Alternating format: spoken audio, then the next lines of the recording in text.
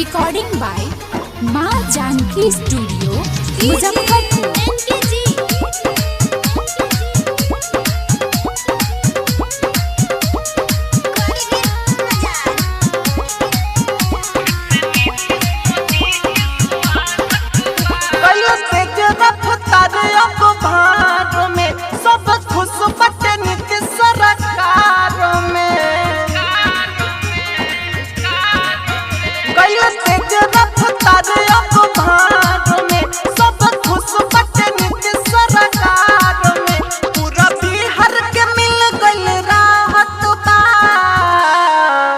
फिर से नीतीश कुमार के स्वागत बा,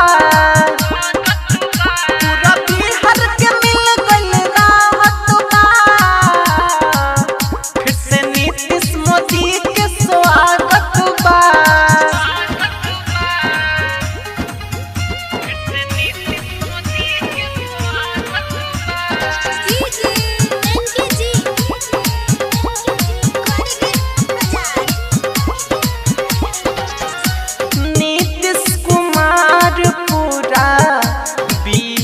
के शान बहादे हो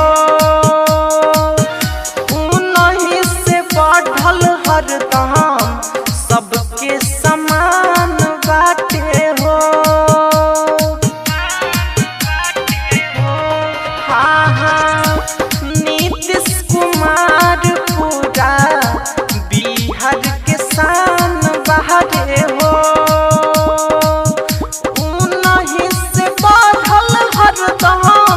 सबके समान बाटे हो।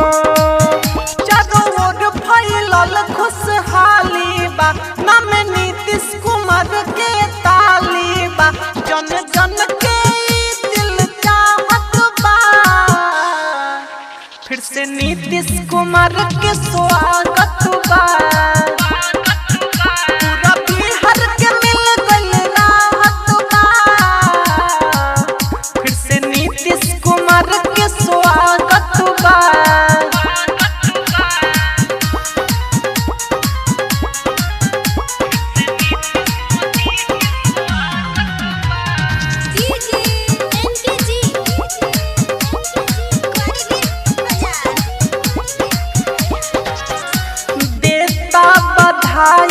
आज निरंजन बिंदास गाई के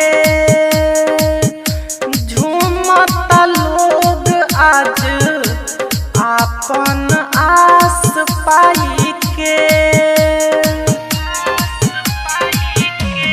हाँ हाँ देता बधाई आज निरंजन बिंदास गाई के। झूमता लोग आज आपन आस पाई के। सब विरोधी के मुँह भइल काला हो, चित्रांगन न ढेर कर हाला हो। नहीं सुधरल चमचा के आदत बा, फिर से नीतीश कुमार के स्वागत बा।